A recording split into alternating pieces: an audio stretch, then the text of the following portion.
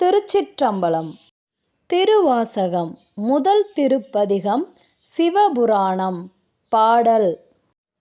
கூர்த்தமை ஞானத்தால் கொண்டுணர்வார் தம் கருத்தின் நோக்கரிய நோக்கே நுணுக்கரிய நுண்ணுணர்வே போக்கும் வரவும் புணர்வுமிலா புண்ணியனே காக்கும் எம் காவலனே காண்பரிய பேரொளியே ஆற்றின்ப வெள்ளமே அத்தாமிக்காய் நின்ற தோற்றச் சுடரொளியாய் சொல்லாத நுண்ணுணர்வாய். பாடல் விளக்கம். கூர்த்தமை ஞானத்தால் கொண்டுணர்வார் தம் கருத்தின். கூர்த்தமை ஞானம் என்பது மிக நுணுக்கமான ஊன்றிய உண்மையான ஞானம். இது சாதாரண புத்தியால் உணர முடியாது. தியானம், அமைதி போன்ற ஆன்மீக சாதனைகளின் மூலமாகத்தான் நம் ஞானத்தை உணர முடியும். கொண்டுணர்வர். கொண்டுணர்வர் என்றால் அந்த ஞானத்தை யாரெல்லாம் உணர்ந்திருப்பார்கள்? யோகிகளும் ஞானிகளும் மட்டுமே அப்படிப்பட்ட ஞானத்தை தியானம், அமைதி போன்ற சாதனைகளால் உணர்ந்திருப்பார்கள். தம் கருத்தின் நோக்கரிய நோக்கே. இந்த ஞானம் மனிதனின் சாதாரண சிந்தனையினால் அறிய முடியாத பரம்பொருளின் தன்மையாகும். அதாவது இது சிவ தத்துவம் என்று சொல்லலாம். அந்த சிவ தத்துவமானது மனித மனத்தின் எண்ணங்களுக்கு அப்பாற்பட்டது. அப்படிப்பட்ட அந்த சிவ தத்துவத்தை உணர்ந்தவர்கள்தான் இந்த ஞானிகளும் யோகிகளும். நுணுக்கரிய நுண்ணுணர்வே. இறை உணர்வு மிக மிக நுண்ணிய உணர்வு.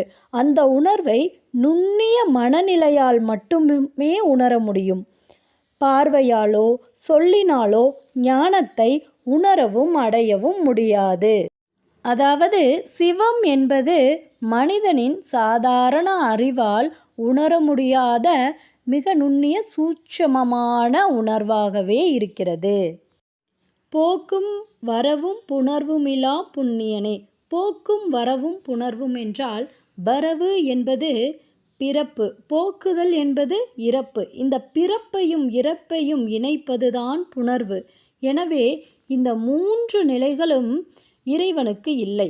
இறைவன் அனாதி அனந்தன்.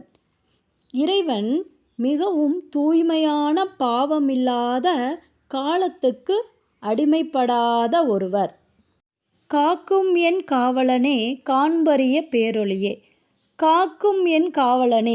நம்மை காத்து நிற்கின்ற கருணை மிகு காவலன்தான் நம் இறைவன். அணுகம்பையுள்ள தெய்வம். காண்பரிய பேரொளியே. இறைவன் பார்க்க முடியாத அளவுக்கு உயர்ந்து இருக்கும் ஒளி. இந்த ஒளி சாதாரண கண்களுக்கு புலப்படாது. ஆற்றின்ப வெள்ளமே அத்தாமிக்காய் நின்ற. ஆற்றின்ப வெள்ளமே என்றால் நம்மால் ஆற்ற முடியாத அளவுக்கு ஆனந்தத்தை கொடுக்கும் பேரின்பத்தின் பெருக்கம்தான் இறைவன். நம் இறைவன் வெள்ளம் போல இன்பமாக பரவி இருக்கின்றார். அத்தாமிக்காய் நின்ற. அத்தாமி என்பது ஐம்புலன்களால் அடைய முடியாத பரம்பொருளின் வடிவம் என்று பொருள். தோற்றச் சுடரொளியாய் சொல்லாத நுண்ணுணர்வாய். இறைவன் தோன்றுகின்ற சுடரொளி ஆவார். ஆனால் சாதாரண ஒளி அல்ல, பரஞ்சுடர். சொல்ல முடியாத மற்றும் வார்த்தைகளால் விவரிக்க முடியாத ஞான நிலைதான் நம் சிவபெருமான். சிவம் என்பது எல்லா இன்பங்களையும் தாண்டிய பேரானந்தம். ஒளியாக தோன்றும் சிவத்தை புலன்களால் உணர முடியாது. அந்த ஒளியை வார்த்தைகள் மூலமும் விவரிக்கவும் முடியாது. உணர்வால் மட்டுமே இறைஞானத்தை அடைய முடியும். பாடலை மீண்டும் ஒரு முறை காண்போம்.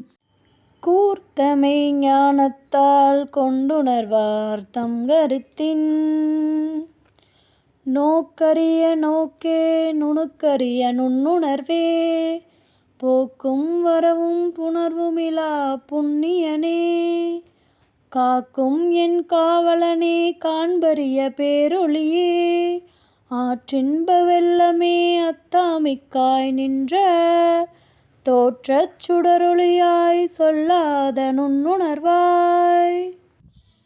திருச்சிற்றம்பலம்.